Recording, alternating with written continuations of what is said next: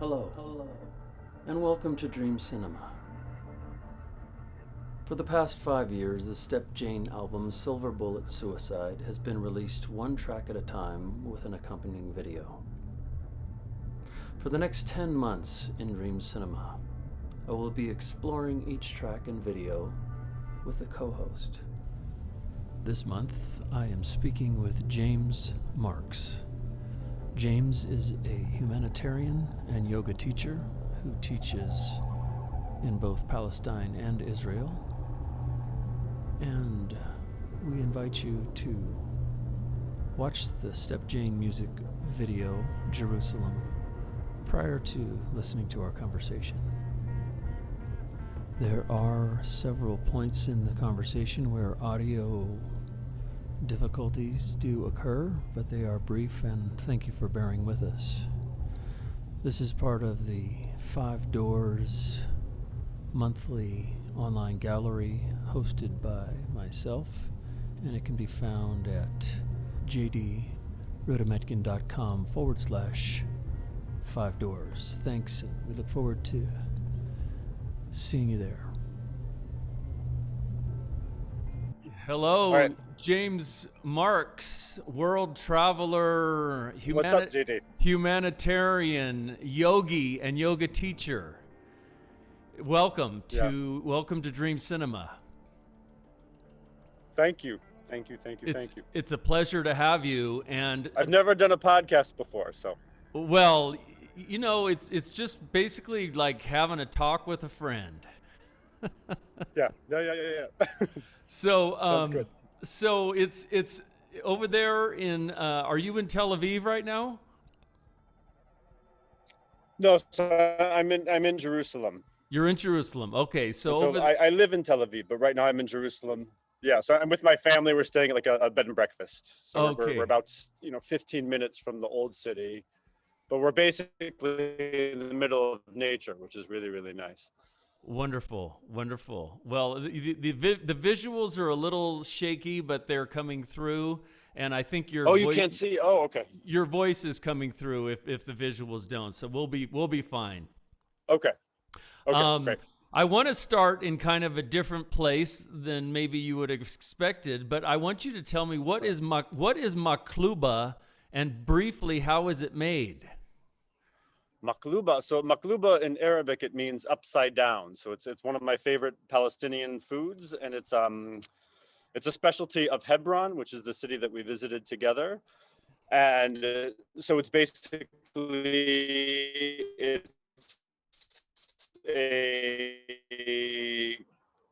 it's a rice-based dish, carrots and onions, and the woman who made makluba with us, that she's magic, and so she has all these magic spices that she puts in, and I think it's a lot of like curcum and salt, pepper, and some other spices which I have no idea what she uses, and then I think we had chicken makluba, so you can either have beef or chicken. So we had chicken makluba.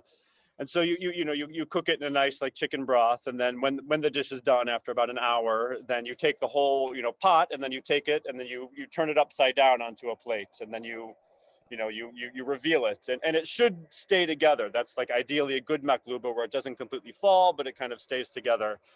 I forget if ours fell or if it stayed together, and it's one of my favorite things. And you can eat it with laban, which is like with yogurt, and with bread, and usually we also drink it with or eat it with Coca-Cola, which is funny because. Oh, really? Yeah. Interesting.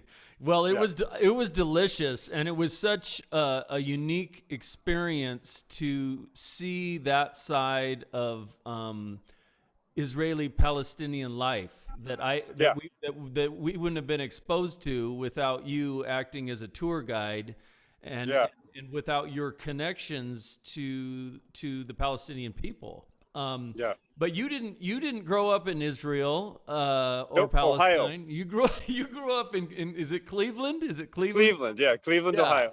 And so it's a long ways from Cleveland to where you're living now. And you've taken sort of a circuitous route to get there. You were a world traveler. You lived in a bunch of different places. Yeah, I mean, I went to school in San Francisco, and then I think it was around like 2001 that I moved to Spain, where I met Laura, and lived in Spain for about 2 years and taught English at various places. And then I ended up moving to Thailand. And so I lived in Thailand for about a year and a half. I lived in a very small town north of Bangkok, and then I lived in Koh Phangan, where I started to teach. Koh Phangan, which is like an island in the south. It's known for the full moon party. Mm-hmm. And I started teaching yoga there, and then I moved to India. And India, I did a training, and then I did like an apprenticeship at a studio in India, and then I ended up moving to Tel Aviv, like around I think it was 2005. Oh, wonderful. Well, yeah, I've been here. I've been here since 2005. So it's the past 15 years. Yeah. Now, did you speak Hebrew and Arabic at all prior to moving to Israel? I mean, I grew up, very secular, but I grew up Jewish, and so I went to Sunday school, and so I learned, the Hebrew alphabet, and I knew the Hebrew prayers. I didn't know any Arabic, whatsoever when I came here, and I didn't start learning Arabic until about 5 years ago. And probably when we were together, maybe it sounded like I speak Arabic, but it's pidgin Arabic. It's very, most of the time I'm saying, I'm sorry, what? I didn't understand what you're saying. Yeah, but so you grew up as a secular Jew in America primarily, yeah. Did you have any kind of a connection to the Jewish faith or Christian faith or any kind of faith when you were? I mean, I grew up in a really kind of religiously confused household, and so I was raised Jewish, which means that I was raised culturally Jewish. Mm-hmm. And so most of my friends growing up were Jewish. I grew up in an area of Cleveland, which is it's a very Jewish neighborhood.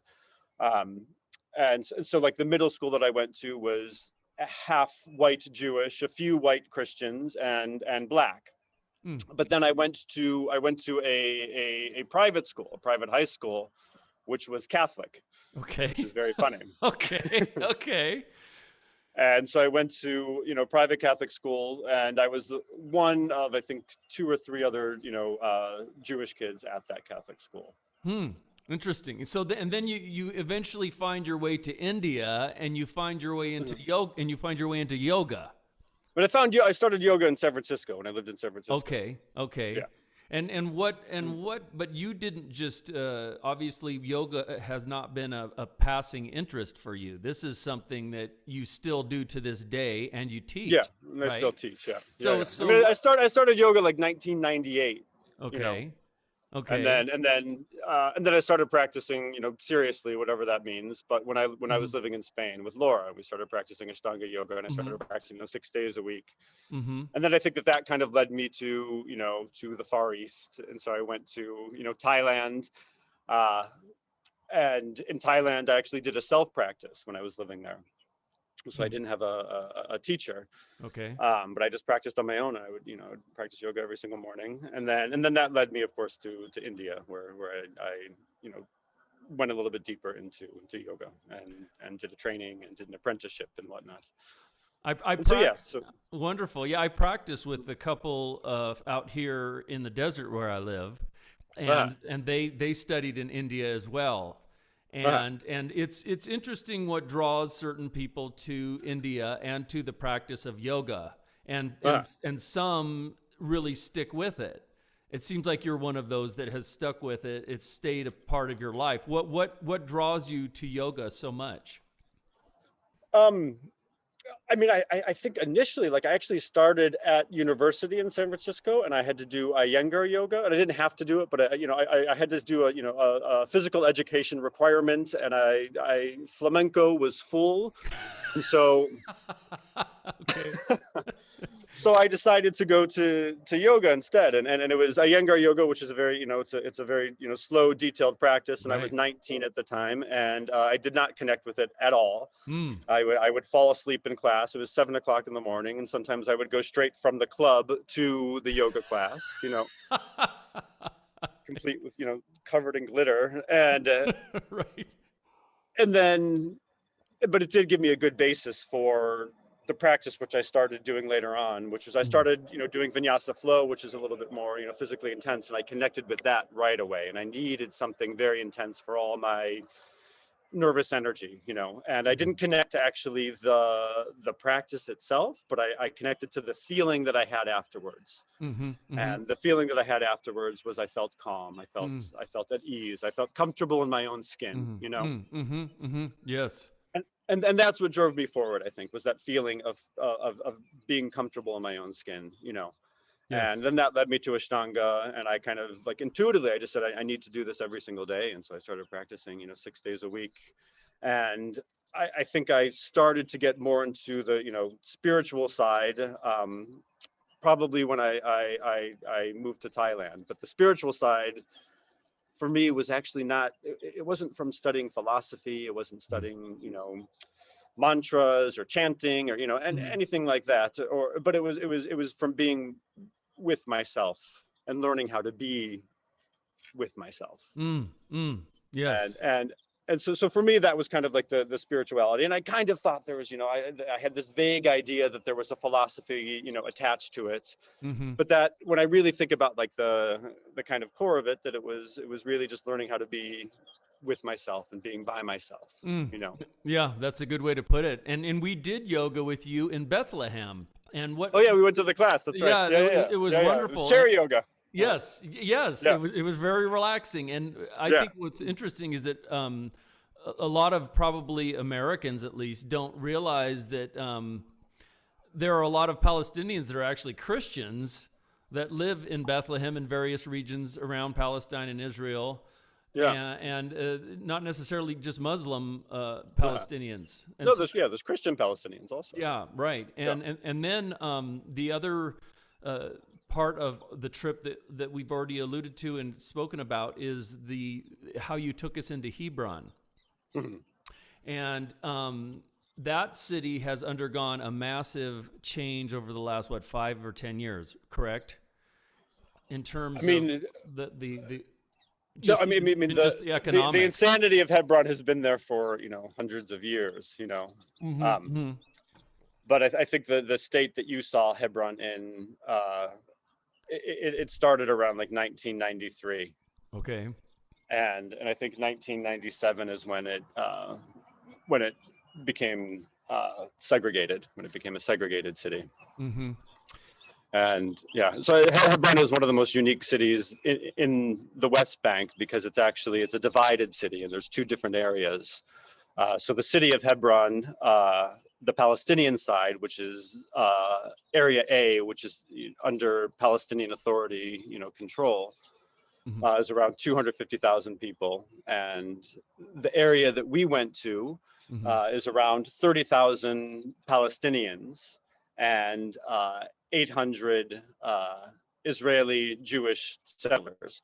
And anywhere from 800 to, I get different figures all the time, 800 to 1,500, soldiers, Israeli soldiers that are occupying that area. And so that area that we were in specifically is completely surrounded by checkpoints.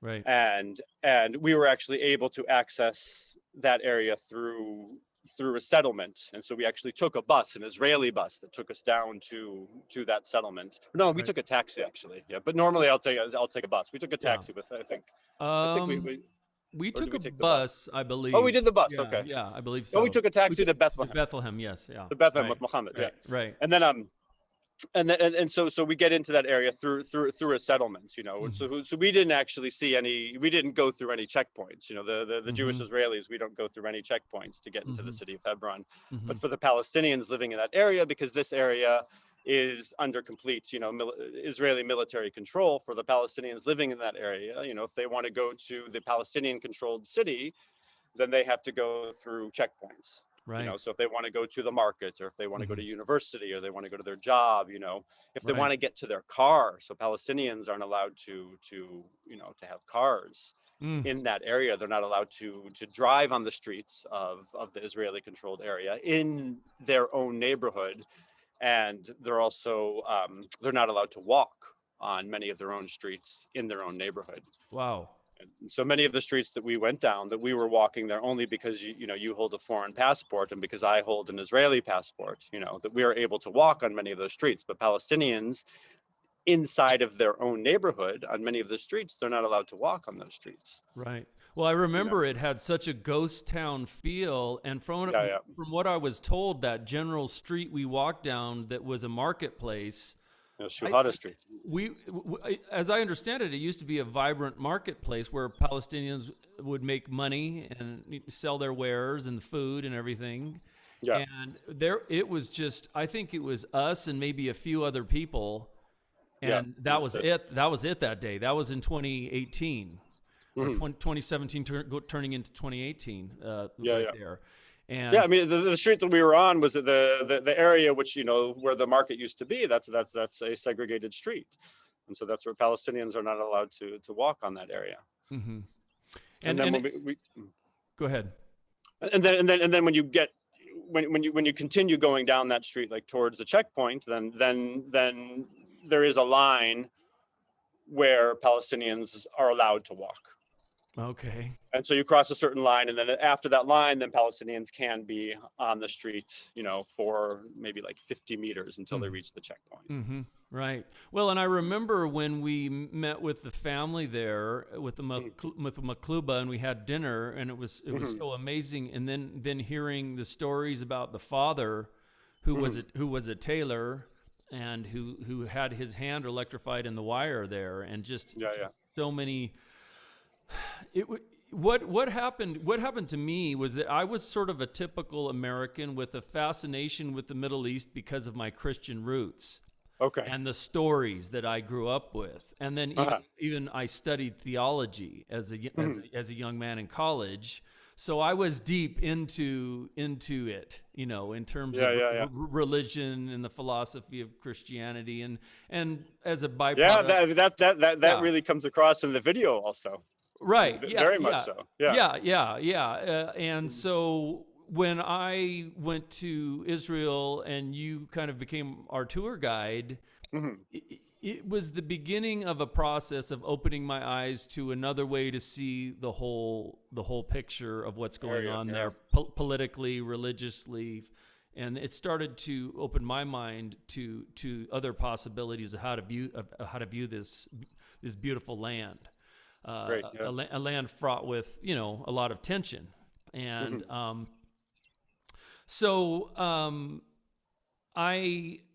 I'm not sure exactly how to enter this, but you are interested. You teach yoga in Palestine to Palestinians, right? And so before COVID. Everything. Yes. Before COVID, yeah. Right, before COVID.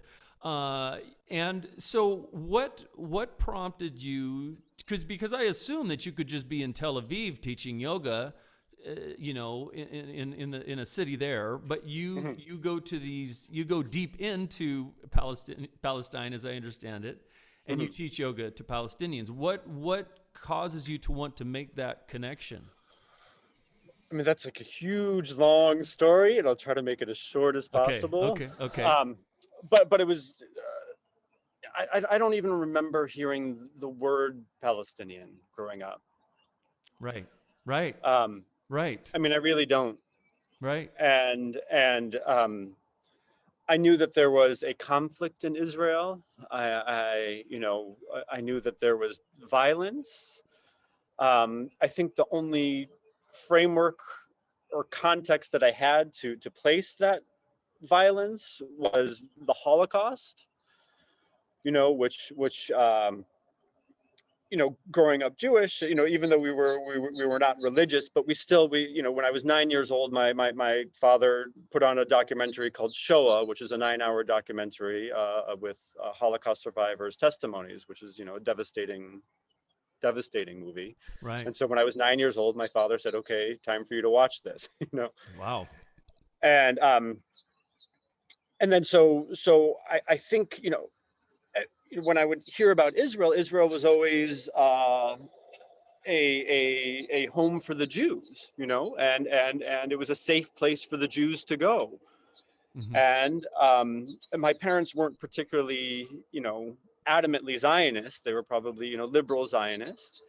And I worked at Jewish summer camps, and it was funny. Like after living in Israel, I went back to the JCC, like the Jewish secular community, or not, there's the Jewish Community Center. Okay. And at the Jewish Community Center, where I used to work as a special needs counselor, in front of the JCC, there was an American flag and an Israeli flag. And then I noticed that, like, in all the signs, everything's written in English and it's written in Hebrew. And all the classes that were being, or many of the classes that were being offered, was traditional, Israeli cooking, falafel and hummus, and so this was my perception of Israel, and it was, I never heard the word Palestinian. I really don't remember ever hearing the word Palestine, Palestine or Palestinian. That's not atypical for most American kids, even Jewish or other Christian, ethnicities. I mean, myself included. I don't know if I heard. I mean, you hear it in the news. You hear it grinding in the background about the Middle East and the Middle East conflict as a kid, all the way through. But there's no context. There's no. Right. I mean, what I understood was that there was violence being directed towards Jews, and I think that the context that I had was the Holocaust, and so I was like, okay, well, people obviously still hate Jews, and then so when I made the decision to move to Israel. When I was living in India when I decided to come to Israel, and it was basically because I never had a bar mitzvah, and so there were many different reasons for why I didn't have a bar mitzvah. But my father had cancer when I was bar mitzvah age, and it was just kind of a very gloomy time. And I think they said to me, Jamie, you can have a bar mitzvah if you want, and I think I said I didn't want to have a bar mitzvah. And then when I was living in India, I said, okay, maybe I'll go to Israel. Maybe I'll go study Hebrew for a little bit, and maybe I'll have a bar mitzvah, and maybe that would make my dad really happy, Yeah. And so it was just a random decision because I had moved to so many different countries, and moving to countries became very easy, and I moved to Israel with just one bag, with one, a duffel bag. Wow. And I found a job right away teaching yoga, and I met my partner, and we subsequently we have 2 children together. And I was still very ignorant when I moved to Israel.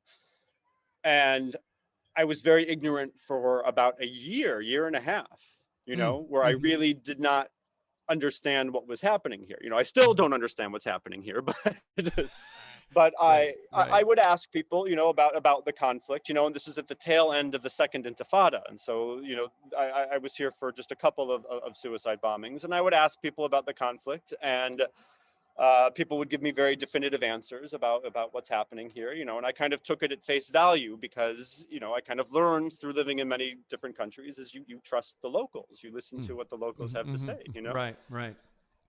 But as I, continued to live here, after I was here for about a year and, a couple of months, there was a war. There was the Second Lebanon War. Which is I think 2006, and it was my first experience of an eruption of violence here, and usually with eruptions of violence, there comes, at least for me, there comes an introspection or or at least a questioning of why is this happening, as there should, and because yes, as there should, and there's so many intense emotions that go on, you have a lot of fear, and I remember that, the Second Lebanon War, I remember that there were missiles, being launched from Lebanon, and most of them landed in Haifa. But some of them came close to Tel Aviv. And I remember, I had an apartment which overlooked, the skyline of Tel Aviv. And I just thought, oh my God, there could be a missile coming at us at any moment. And my son had just been born. And I thought, oh, what are we going to do? How will I get my son out? He doesn't have an American passport, which was a totally probably over the top reaction, but I had never experienced, something like that before. Sure. And I started to ask more questions, and I would ask questions about, to my yoga students and native Israelis, and people would say, oh, there's violence, but we're used to this. And so people, they weren't as affected as I was, and so I kind of took that at face value also, and I kind of thought, okay, well, Israelis are very resilient and they're brave. But as that war went on, I said, okay, I started to not feel that people were resilient, I started to feel that there were blinders that people had put on as more like as a defense mechanism of we can't deal with the larger situation because it's too much, which I completely 100% understand. That's an interesting way to put it. That's a defense mechanism, you know. A defense mechanism, Yeah. a survival mechanism, you know, because I was very affected by it, you know, and I started reading more about it, and I actually had some yoga students who were journalists, and so they started telling me more about the larger, you know, situation, and so my eyes became, you know, slightly opened. And I forget exactly how long after the Second Lebanon War until I decided to actually go see what was going on in the West Bank. And it's two distinct areas. It's Lebanon is not Palestine, you know. Right. But there is a connection between, you know, between what goes on. And so I think maybe after I'd been here for 2.5 years or something, I decided, I met a woman randomly who was demonstrating in front of a shopping mall called Dizengoff Center, and she was demonstrating. She was a woman in black, so she was demonstrating against the occupation, and I didn't even really know what occupation meant at that time, you know. And I spoke with her, and she said, you know, why don't you go to see what's going on in the West Bank? And there was a group called Maqsom Watch, and Maqsom in Hebrew is checkpoint.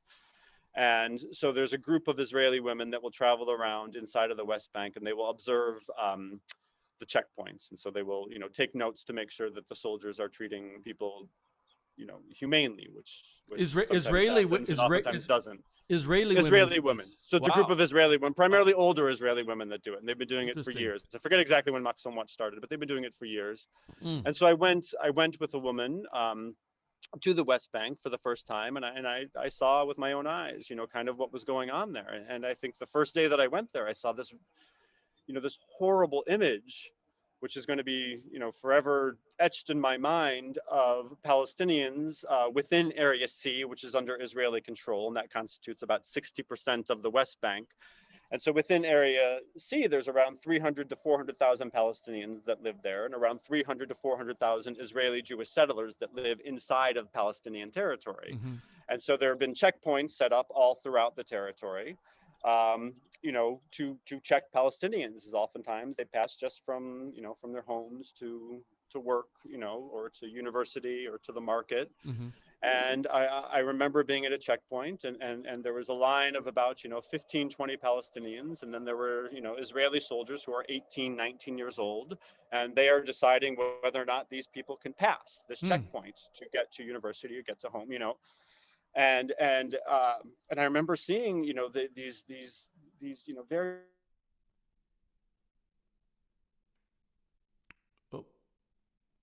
Oh, shoot.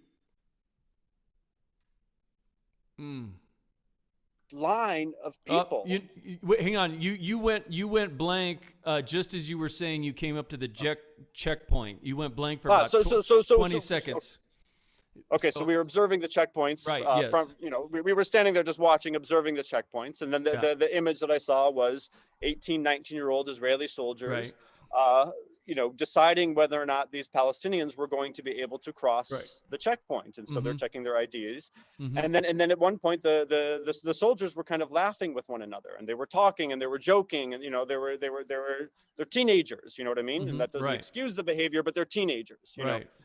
And as they're having their little jokes, I mean, there's, you know, 15, 20 people waiting to get through the checkpoint.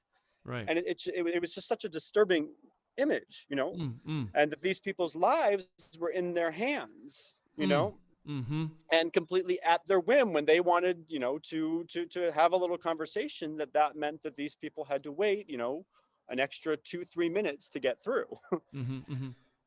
And yeah, and it was very disturbing, you know, the first time that I went. And I started to go on a somewhat regular basis. I started going on Sundays, and I would go with this one woman who would drive me around and kind of, you know, break everything down for me, because sometimes you need the West Bank, you need the whole area to be decoded because it's not evident, it's not obvious, you know, especially when you're going through the West Bank. You don't know which homes are Palestinian, which homes are for settlers. You don't know where the checkpoints are. You don't know where the line, the line that separates the West Bank, and Israel proper. Right. And so you need someone to point that all out to you.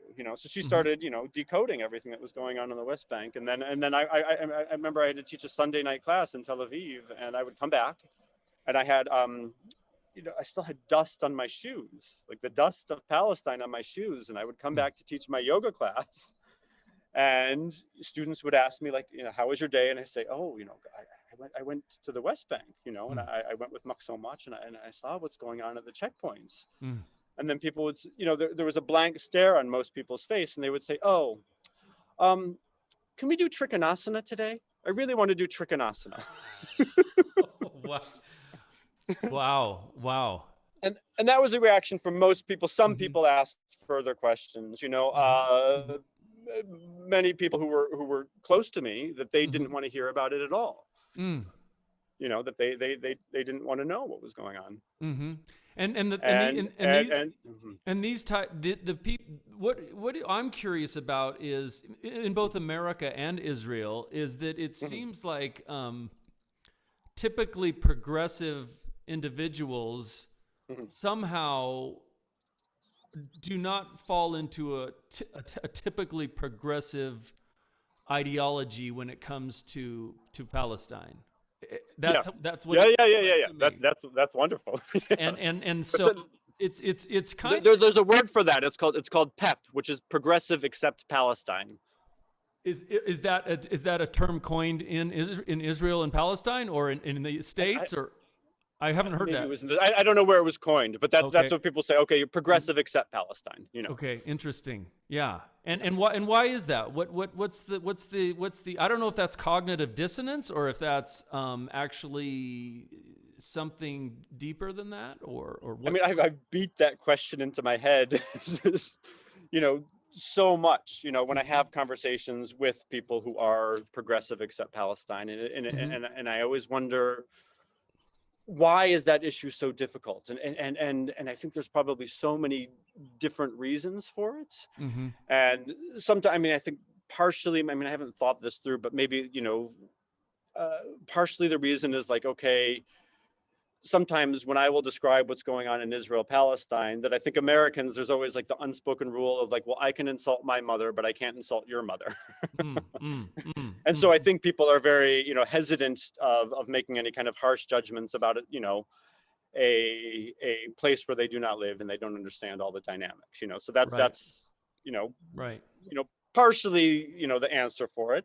But I think also because the waters are so muddy, and they're intentionally muddied, where people get very confused about criticizing Israel as being something which would be viewed as being anti-Semitic, And so if you're going to be criticizing the state of Israel, you're going to be saying something against the Jews, that has really been drummed into, intentionally into people's heads, that you cannot criticize Israel because that's something which is anti-Semitic. And I think that's something, especially, progressives in America, they're very careful with language, Right. Right. Well, that happens all the time, doesn't it? Oh, am I still here? Am I here?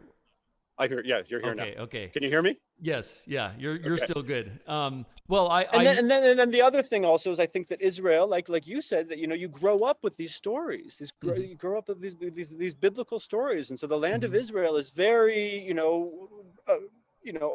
present in people's consciousness. And it's something that people hold to a higher standard. Right. And I think for American Jews, it's a safe place for Jews, and so it's very difficult when it's part of your identity. It's very difficult for people to criticize that, especially when it's a fantasy. And so I think that there's a fantasy involved when it comes to Israel, that people have this fantasy about it, that it's, this religious holy place. And so therefore I think it's very difficult to cross that line, Yeah. And because so many people have not heard the word Palestine. And so when you it's difficult to listen to Palestinian voices, because they have not been put on center stage Right. as the evangelical voices, as the American Jewish voices, you know, and so they've not been put on center stage. And so what many Americans have just received as images of Palestinians is violence, which Right. is not the case, you know. Right. Right. There's violence, of course, but Palestinians, you know, are you know, and I almost feel patronizing to say it, but Palestinians are human beings who love their children, who want freedom of movement, who want, you know, Right. and so I think that Palestinian voices have not been centered, you know, Mm-hmm. and they've not Mm-hmm. been listened to, and, Right. and I think that's changing, though. I think. Hopefully. Yeah. Well, that is, it's an interesting political landscape when you throw, you know, evangelical Christians in the mix, and then you also throw in politics, and then you throw in huge sums of money. Huge sums of money. I mean, I had no idea from the evangelicals as well, and that's that's also outside of the government. Yes, outside of the government, right? Yeah. Yeah. And so that alone creates a sort of a precarious relationship, or a relationship that's already set in stone, you could say, perhaps. Yeah. When you think about all of those funds going there, and most that's American taxpayer money, and it's most 38 billion. I mean, it's 38 billion over the next 10 years. And so right, that's like 3.8 billion dollars a year. Taxpayer money with a B, billion. Yeah, billion. And so I think most Americans don't do research to find out where that tax money is going and what is happening to it, because most of the news sources don't seem to provide a balanced picture on Israeli versus, let's say, Palestinian perspectives on how this is playing out, how it's been played out for years, the history of it, and also the present situation. And so for me, I've tried my best to familiarize myself with other news outlets so that I'm not just getting the typical thing, and I can get a different perspective, and then kind of begin to make up my mind. And it's convoluted, but there are ways to get different perspectives. And that's one of the questions I have for you is where would you send people to look for news sources that can give them a different take on what is typically given to an American citizen, or even a world citizen, if anybody else happens to be watching this?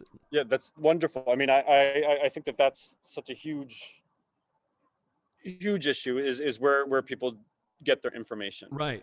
Right. And so actually I wrote down a list. I don't know if you want to hear the list. Well, yeah, if you can just briefly say the list, and then if you can send that to me, I'll post those links. Yeah, exactly. Below our conversation here. Yeah. And so something I want to kind of like emphasize is the idea of listening to Palestinian voices. And it cut out again. Oh, can you hear me? I can hear you. Can you hear me? Okay. And so I can hear you. Okay. And so listening to Palestinian voices is very important. And so I wrote a list of books and films. And so the first book I listed it's called The 100 Years War on Palestine. It's just an overview of settler colonialism and resistance against it. And it's Rashid Khalidi is the author, and there's another author named Shehadeh, and he's a lawyer and a writer, and he combines personal stories and observations of nature with history. He's got many books, so any book by Shehadeh. There's a podcast called This Is Palestine, and this is all in English. And so there's Diana Buttu, and she's a Palestinian Canadian lawyer, and she was the former spokeswoman from the PLO. The podcast is wonderful. And also there's a new film that came out. It's on Netflix. It was nominated for an Academy Award. It's a short film. It's called The Present. It's 24 minutes. It's a director, Palestinian. I think she's Palestinian Canadian, but I'm not sure, or Palestinian British, named Farrah Nablusi. And it's a devastating film. Absolutely. It's one of the most powerful films that I've seen recently. Say the name again, please. Because I've witnessed the story that's presented there so many times, and it's the present. The present. So Okay. the present, and it's a beautiful film. Absolutely On simple. on Netflix. Devastating. It's on Netflix. Yeah. Netflix. Okay. Yeah. And so this is a wonderful film. And so these are the Palestinian voices that I wrote down, and for Israeli authors that I think give a perspective on what's going on here, and not necessarily just from the Israeli side, but as an overview of what's happening here. Mm-hmm. But there's an historian, his name is Illan Pappe, and he wrote a book called The Ethnic Cleansing of Palestine, amongst many other books. But I think that that's kind of necessary reading, is finding out what happened during the creation of Israel, the years leading up to 1948. Mm-hmm. And detailing the 700 to 800,000 Palestinians that were displaced, that were ethnically cleansed from their land, when Israel was created.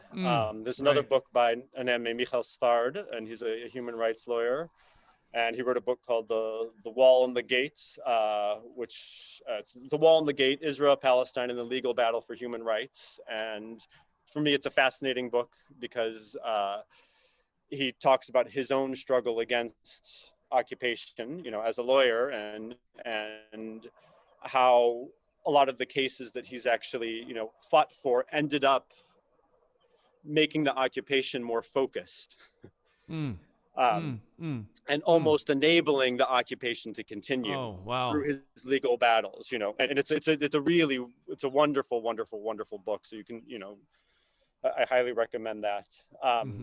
There's a podcast by a woman named Dahlia Scheindlin, and it's called Israeli Settlements 360. And so it's a basic overview of everything that we need to know about the settlements. Can we just take 2 minutes to just talk about the settlements? And, okay. And maybe, because that to me seems like, from my understanding, it's making it really difficult to have a two-state solution, if not impossible now, because of that. Now, am I off on that in your perspective, or in my perspective, you are 100% accurate. Okay. Can you explain why? So, I mean, it's a really complicated issue, but it's the settlement started, after the 1967 war, where Israel basically started moving its population inside of Palestinian territory. And the movement started, very small, step by step. One of the first settlements, I don't think it was the first settlement, but was actually inside of Hebron, inside of the Palestinian city of Hebron, where there had been a continuous Jewish presence until 1948, and between 1948 and 1967 there were no Jews living there. After 1967 war, there was a group of ideological settlers who said, okay, we want to reclaim the land that we previously lived on.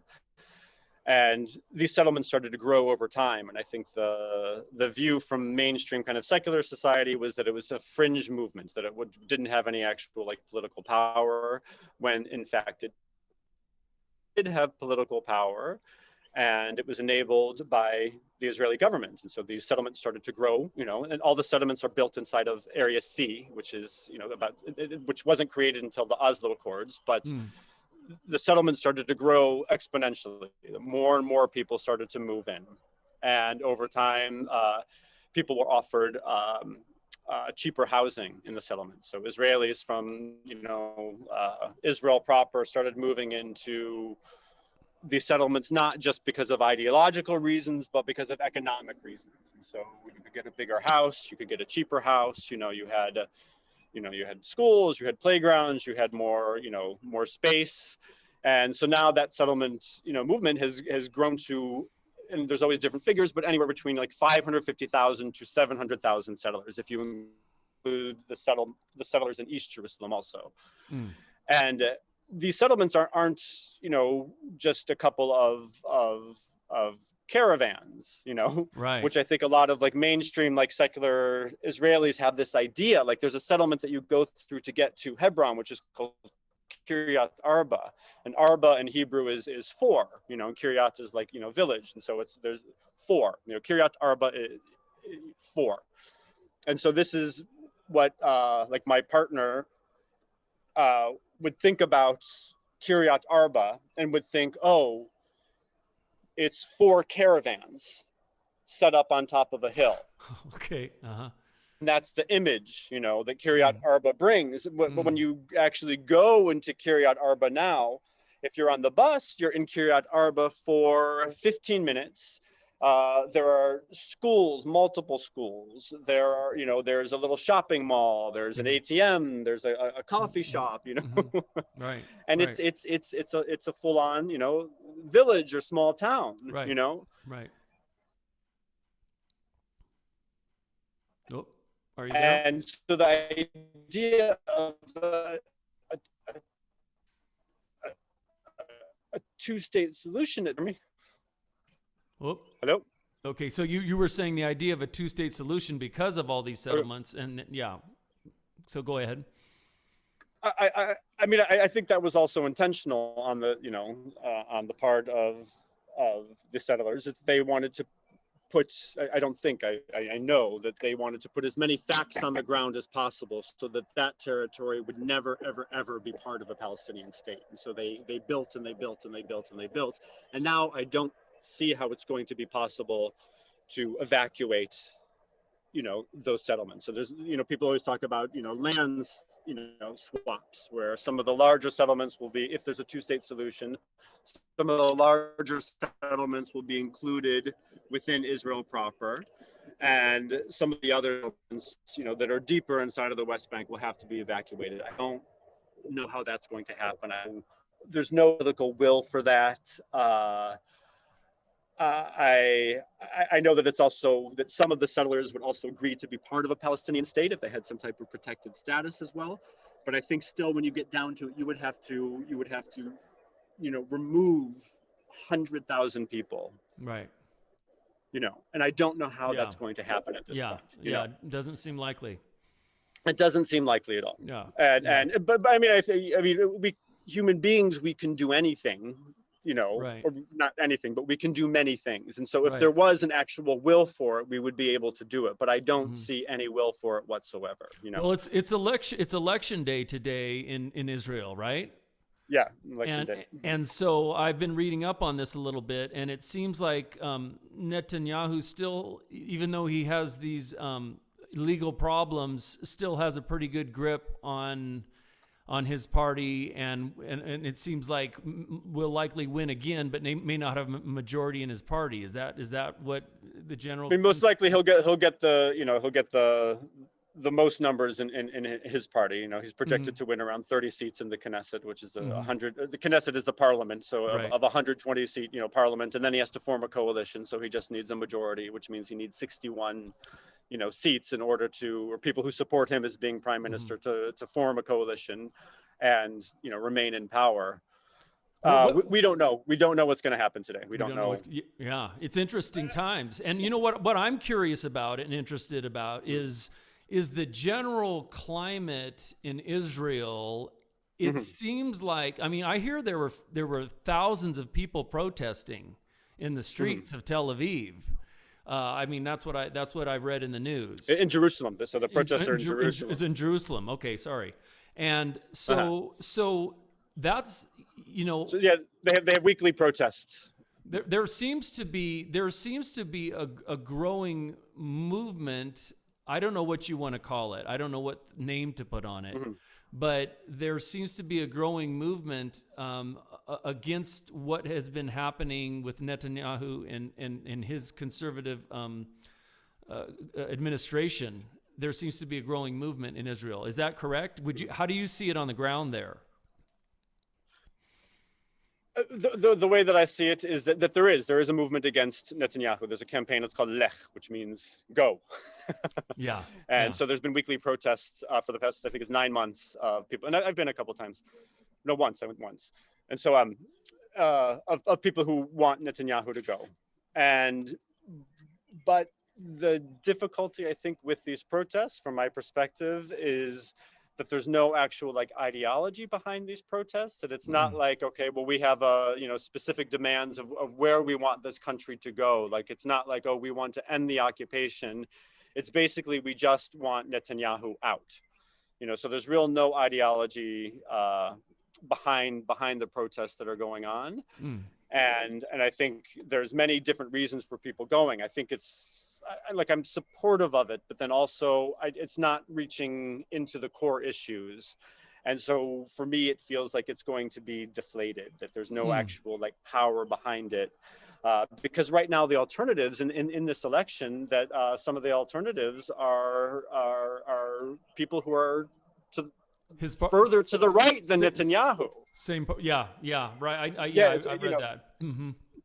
And so if we, you know, take out Netanyahu, if he, you know, loses power, then we might get a calmer, you know, a more ideological person who could be even more dangerous than Netanyahu, you know. Wow. That's interesting. And so it's not like, you know, what happened in the States, not like there's a Trump and a Biden. If Netanyahu does not hold on to power, we don't know who will come next. You know? And we don't know if that person will necessarily, especially in regards to Palestine, we don't know if that person will be better or worse. Wow. That's overwhelming to hear that. But you know, I mean, I was gathering that from what I read as well. And, you know, I sometimes hate to even frame things in terms of left and right when I'm talking, especially to my fellow Americans, because those are hot. Because those are hot button words that basically make certain people turn off. And what I really, you know, what I really hope people do is just get educated on what's going on. You don't have to frame it in left or right. You can frame it in terms of one human being. Yeah, because left and right also, when you apply it to Israel. You know, left and right, when you apply it to, you know, to Israeli politics, it's not at all what it is in America. It's very different, you know. Right. Yeah, that, and then it's just, I feel like most of the people that'll be watching this, I really want them to just look into the issues for themselves, look at different news sources, and see what's available out there, see what's happening to human beings on the ground, and then make up your mind on how you feel about it. But you know, that kind of leads us into the last couple questions I had for you. And they're broad reaching questions, and you know, but I'm going to ask them anyway. Okay, go for it. You know, let's start with Palestinians. What, in your opinion, could Palestinians do to help the cause, their own cause even, or the connection between Israelis and Palestinians? Is there something that they could do that would help? Yes, I mean, I've thought about that a lot, and I don't feel comfortable like telling Palestinians how to struggle against our violence. Right. You know, and so yes, I don't feel comfortable saying, oh, you should do this and you should do that, you know, because I don't experience that violence. You know, I only witness it. Right. And so I don't know how to tell somebody else to struggle against our violence. And I do, you know, I view the occupation, I view it as a violent occupation. I can only say things that I would kind of, that I can wish for. Okay. And so one thing was, you'll get emotional telling a story, but whatever.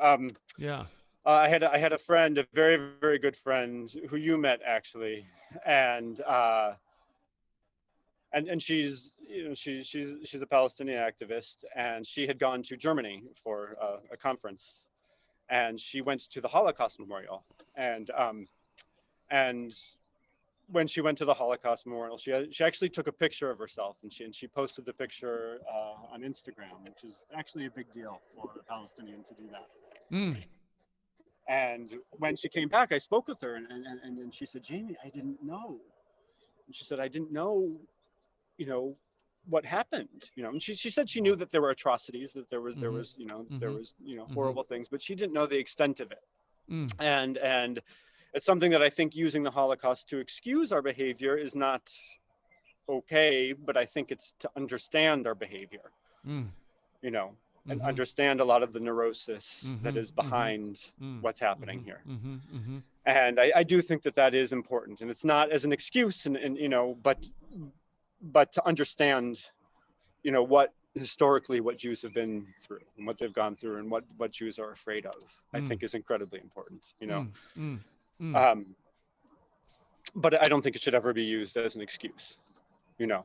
And so that is something which I think would be very important, or that I would, you know, it really touched me that, you know, that she was able to see that and to understand that and to talk about it openly also, you know. It sounds like what something else. Yeah, well, it just sounds like what you're saying is that it's one human being empathizing with another human being about who they are as a person or as a people. That's what it feels like to me. Yeah. Yeah. And I think especially, you know, this person, you know, lives in a very complicated place, and sometimes you can just be like, why are people doing this to us, you know? And then you understand that there's a deep fear, you know, behind a lot of it. There's also, you know, there's a deep, you know, supremacist element of what, you know, Israel is doing to the Palestinians, which is also incredibly dangerous. But, you know, understanding the reasons behind. You cut out there right on that second part. I think understanding the reasons behind people's behavior is incredibly important, you know. Yes. And another thing that I hope for is that there's, you know, so I travel between, you know, different worlds all the time, and so oftentimes, you know, before COVID, I would go to lectures in, you know, in Palestine, you know, talking about the occupation, and sometimes with, you know, with foreign guests or with Palestinian authors, or, you know. And then also I go to, you know, lectures within Israel with Israeli activists who are against, you know, adamantly against the occupation. And I see that people are basically speaking the same language, you know, that people on both sides recognize that this is an apartheid system, you know, and they desperately want it to end. They desperately want some type of justice and equality, you know, in this land for everybody. But still there's a disconnect between those sides, that those sides aren't communicating, you know. I understand very well why many, you know, Palestinians are hesitant to, the activists, the people who are genuinely against the occupation, are not connecting. Recognize, you know, what's going on here as an apartheid system, that they're not connecting. And I feel like there should be, or there could be more connections between these people that are basically speaking the same language. But there's, you know, so much distrust that people will say, oh, you know, if this Israeli is talking, you know, about, you know, ending the occupation, it's empty words to me, so people don't want to listen to that, you know. But I do know, I know activists on both sides, and I do believe that they genuinely want this situation to end. They want, you know, some type of justice for everybody in this land, and they want some type of equality, you know. And they are speaking the same language, but there's still, I feel, is a disconnect between these two communities, and I wish that those communities could come together. It seems like what that would offer, if nothing else, is visual modeling. You know, like, you know, when you see people of different backgrounds come together, just in a visual, just something on the news, or if somebody you happen to see it on the news, in a meeting you go to, you know, and it gets skewed in the news. My difficulty with that, though, also. Is I started with that route, you know. I started with this idea of like, oh, Israelis and Palestinians coming together, and, you know, and there's a lot of organizations that facilitate that as well. And I remember going to a meeting one time, and there was a group of Palestinians and Israelis and holding hands and singing songs, and they would sing one song in Hebrew, one song in Arabic, one song in English. And then I spoke with it was a religious Jewish man who was leading the songs, you know, and I spoke with him afterwards, and we started to get into some of the details, and I mentioned something about the settlements, and he said, oh, but there's not that many settlers. You know, the settlers, the settlements aren't really the issue. And he said, there's only 100,000 settlers or so. And I said, well, no, there's many more settlers. And he said, no, but, you know, so we had this conversation where he didn't understand the reality on the ground. And yet he's leading, you know, this sing-along, you know, promoting peace with his brothers and not understanding the reality. And so I do have a difficulty with that. I do think that when you are going to meet with somebody else, there has to be some type of equal footing. And especially, you know, coming from Israel, that there's a power dynamic. Right. You know, so there's that power dynamic immediately makes it so that we're not on equal footing, you know. And then there's a severe lack of knowledge, you know. But I do think there are, you know, thousands of Israelis, you know, a small minority, but people who do understand the reality on the ground. And you know, you can view that with different perspectives and ideas of how to move forward from that. But I do think there has to be this equal footing of understanding the reality on the ground before you start, you know, coming into dialogue. Or, I mean, you can have the process, you know, to get to that point. But I think it's important to understand the reality on the ground, you know. Education and education. And education. So sometimes now when I see something, oh, Palestinians and Israelis, and I'm guilty of this also because I used to do this as well. And so it's, you know, Palestinians and Israelis coming together. Oh, that's so wonderful. That's so beautiful. But then that's not deep enough at all, you know. And it's abused as well, and that's something which is I have a deep problem with.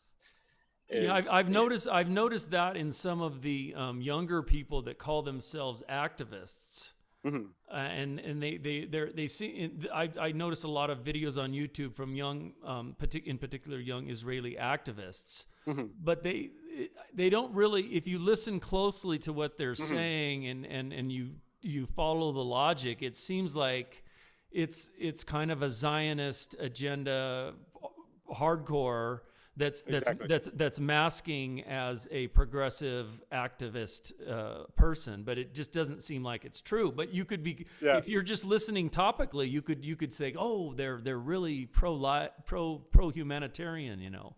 Yes, so you got it exactly. Yeah. So you got exactly. Yeah, exactly. Okay, yeah, right. You know.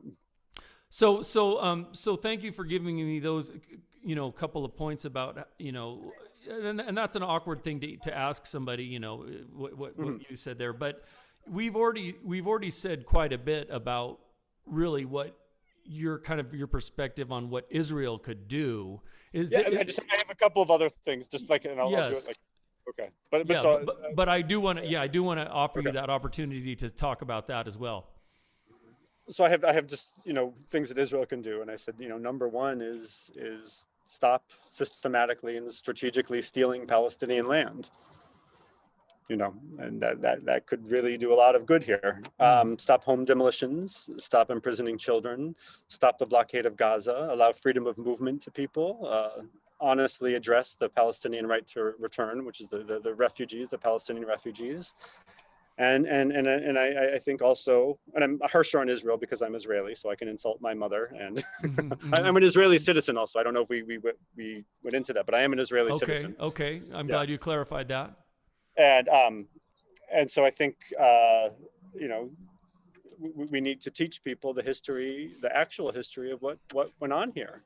You know, about the Nakba, which is the displacement or the ethnic cleansing of 700,000 Palestinians when the state of Israel was created, and they didn't just flee their homes. You know, as the history is taught here, that there were massacres when Israel was created, Deir Yassin, and we displaced those people in order to create a state. And so this land was not empty, you know. And I think we need to learn that. We need to learn what actually went on, and I think we need to learn what happens in the West Bank. I think we need to learn what happens in Gaza, you know. And I think we need to understand, you know, that we're human beings. Everybody here, everybody's human beings. Yeah. Yes. And absolutely.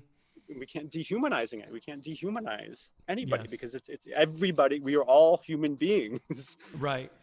And that's how when we in the States, when we get the news, it's so typically given in a way that it emphasizes the violence of the Palestinians, and it does not emphasize the humanity of Palestinians. Yeah. Which is obviously, and it's kind of trite to say, but it needs to be said, I think.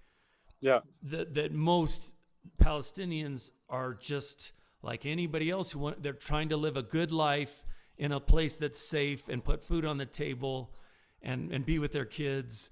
And that's just, that's why I really want to emphasize people looking at other news sources and other places they get their information. Yeah, exactly. So that they can get a different perspective. Yeah, well, one news source I left out was a magazine called 972 magazine, which is it's Israeli and Palestinian journalists that write about this area, and it's a really wonderful news source. Okay, yeah, and I'm gonna with underneath the video or on top of the video in my Five Doors website, I'm going to be putting links to different other news outlets, and I also just watched the movie Gaza Fights for Freedom. I don't know if you've seen that. Wait, hold on 1 second. I'm sorry.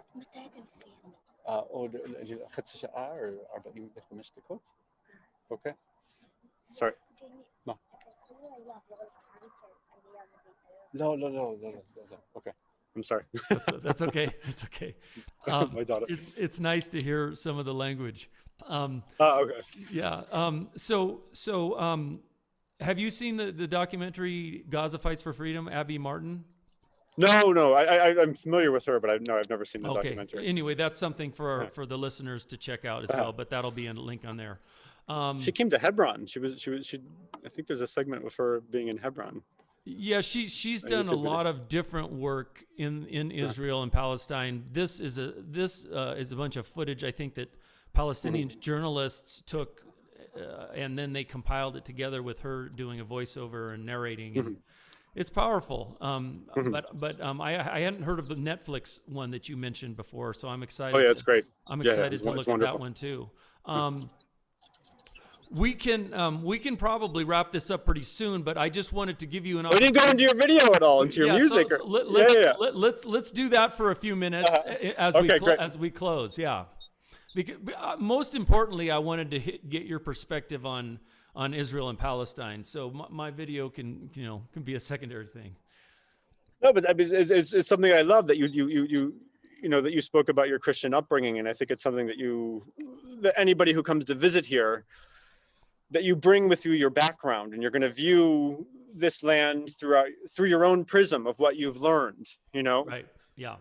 And so much of people's experience here depends on what they've previously learned, and also depends a lot on the contacts with the people that they have actually living here, and it just, I have a friend who I met at a yoga workshop in Italy, and I was doing it with another friend who's you met her mother, but we did a workshop together in Italy, and we met a German girl who would come here when she was a teenager to do a collaboration with an orchestra in a school here, a high school called Leada Università.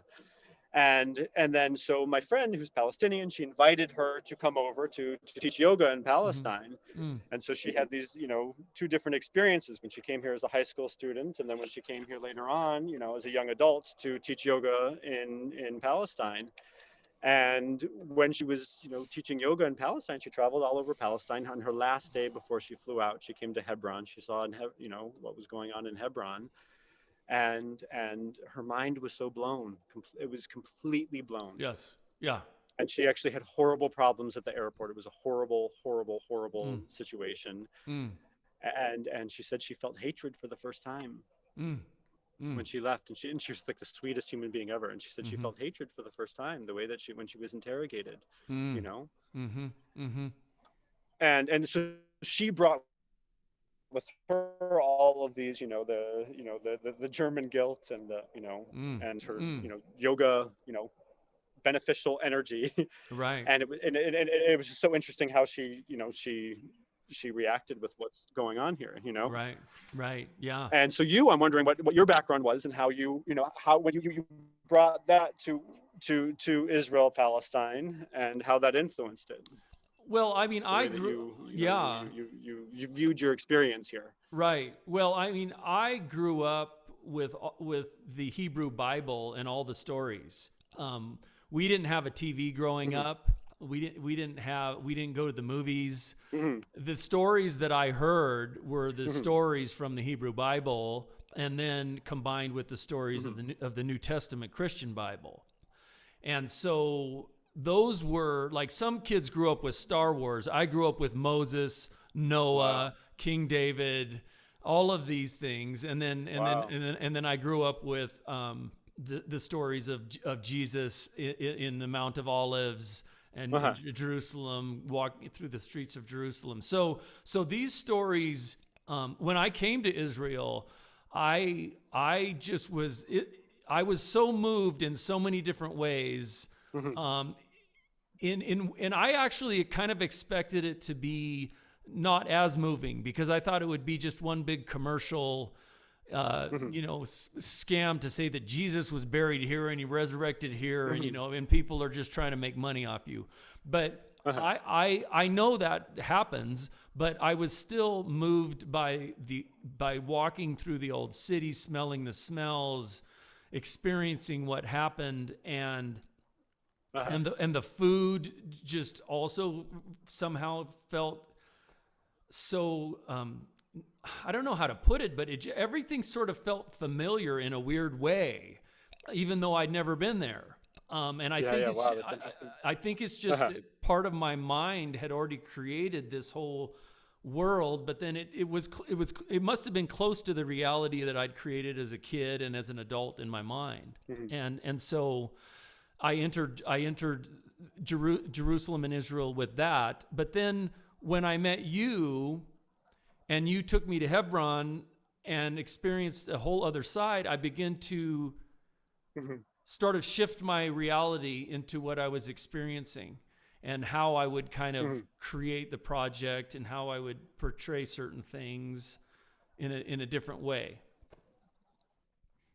So that's kind of the major background of it, or minor background of it.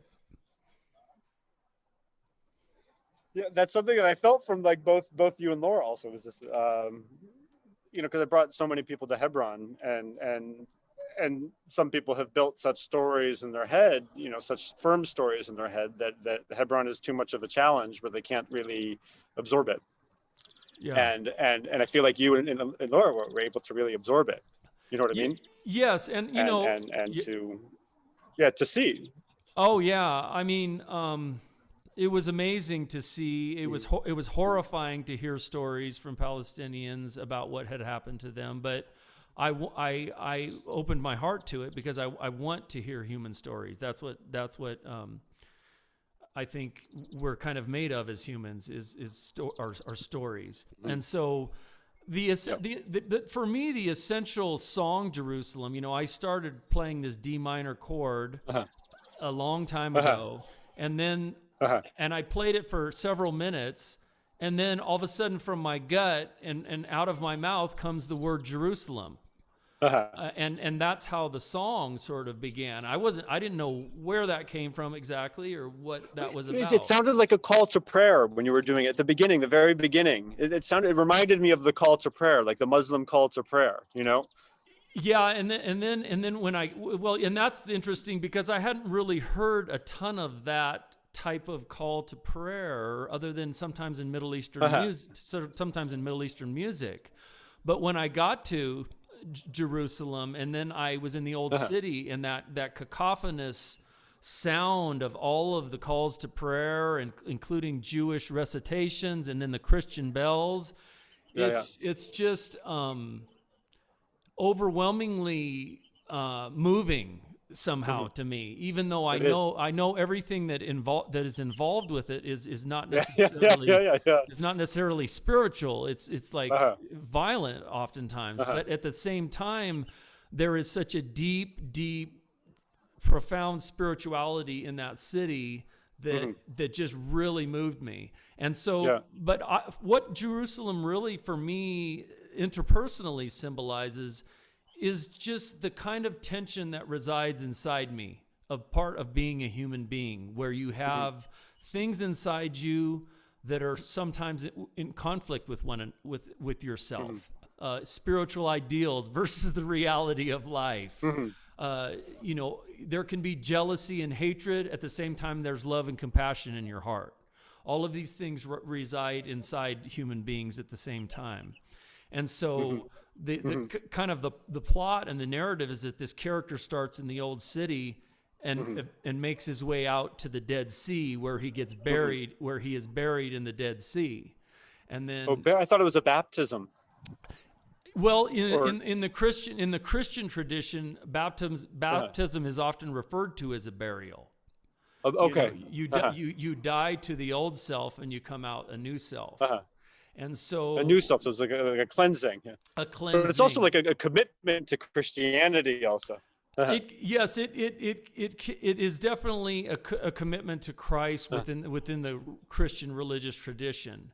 And I think what can happen within each tradition, like there are a lot of secular Jews in America that keep Passover. And in fact, I'm going to go keep Passover at the end of the month with a couple of Jewish friends out here, because I just love rituals and I love ceremony. And so for me, a lot of the Christian Christian rituals kind of go through this filter, and they can still be powerful and useful even to secular Christians, if you want to call them that, or people who have been raised. No, that's when I went to Catholic school. When I was in Catholic school, I loved the ritual. I loved the pageantry. I loved the I love the robes. I mean, the whole thing. I loved the ritual. I did not like anything behind it.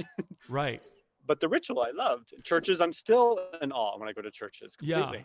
Oh yeah. I mean, even in Israel, when I would see the Armenian priests and the Jewish rabbis, and then the Muslim culture, and it just was the imams.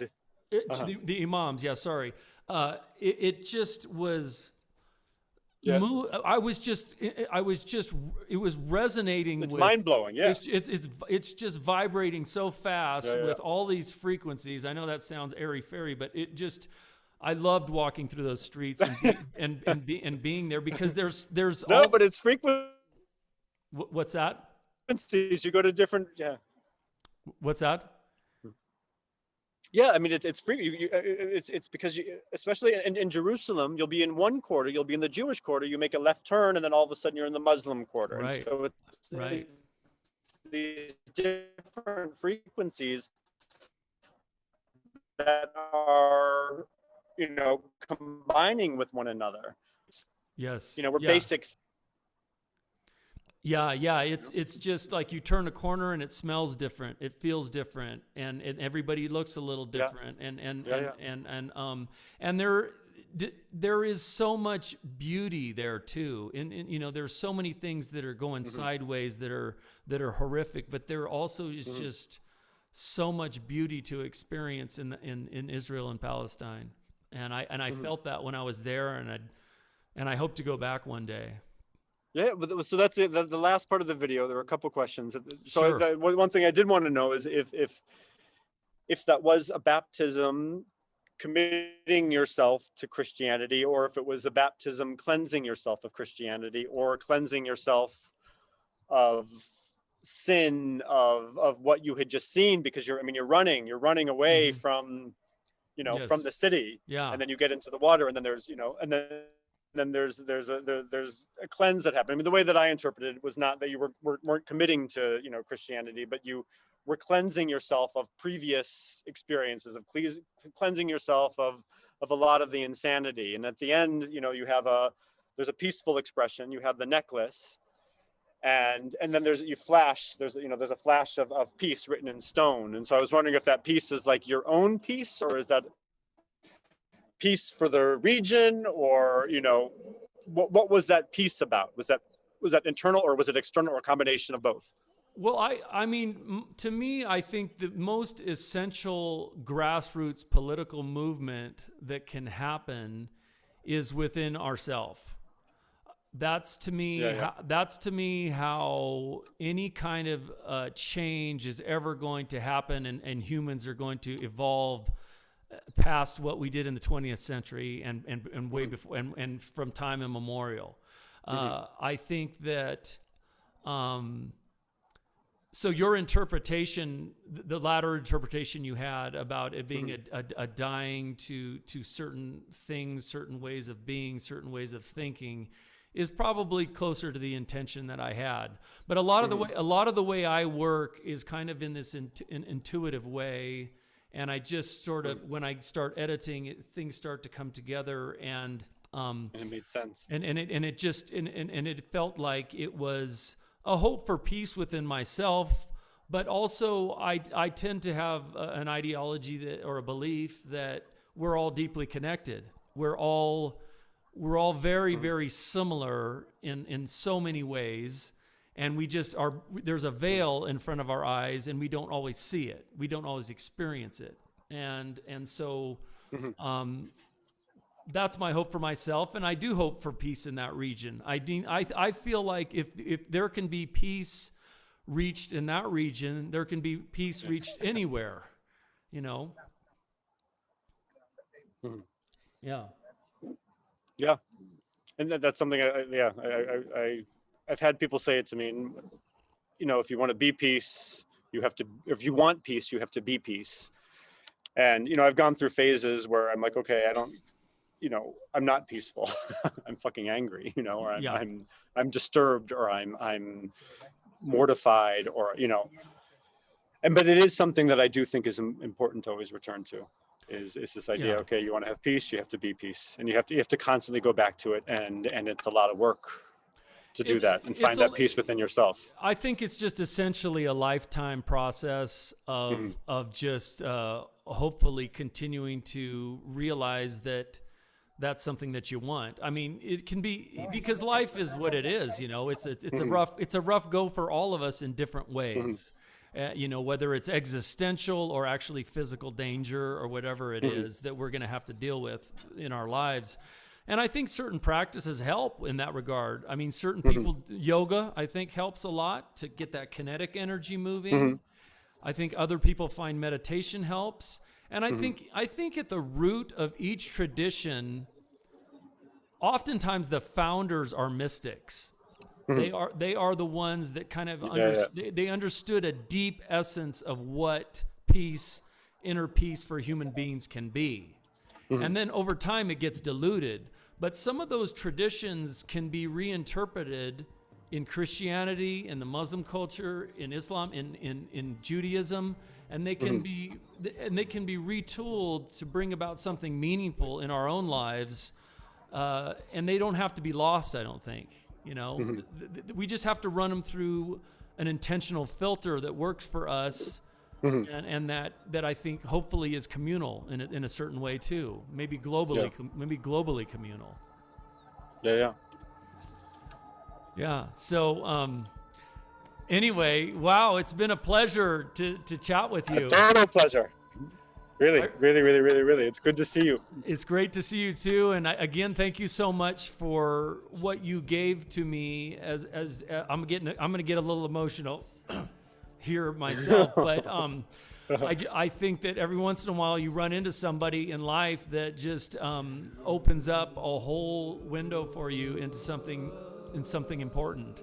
And so thank you for being a person in my life that opened up. It's like the biggest pleasure ever, like ever, really, like honestly. Yeah. So good luck with all of the elections and all of the things Thank you. that proceed over there. I'll keep you updated, okay?